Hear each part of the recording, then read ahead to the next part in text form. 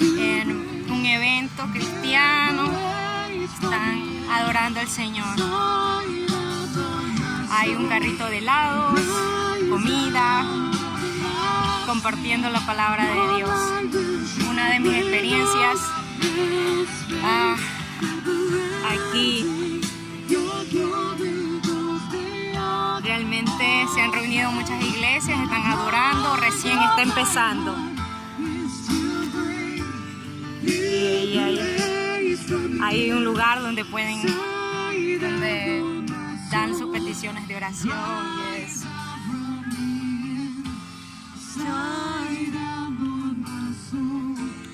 Ahí mi hija jugando.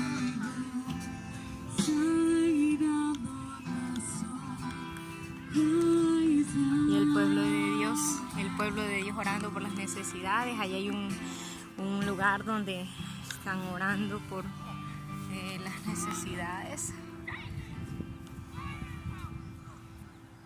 Y el pueblo de Dios sirviendo. With people, you know, it's called the King's Son. The King's Son. At his subjects, his area.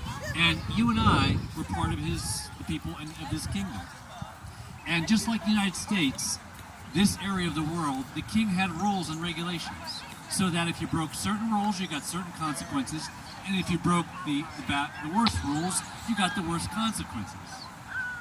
So let's say you and I, and about 20 other people in this year, broke the rules with our free will that we deserve the death penalty. Now the Bible is very clear. It says the wages of sin is death. And just like in our country, you could break rules and get the death penalty, in this country you could also, and we did. We had a free will.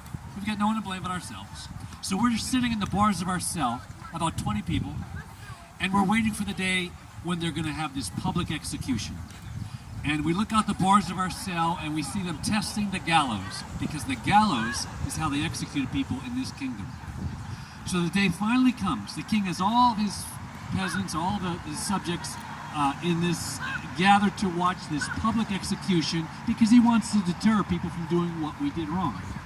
Now, in this kingdom, they are very, they protect everyone's privacy. So, like our country, everybody has, let's say, an orange, they're all covered up with the mask and with the orange jumpsuit.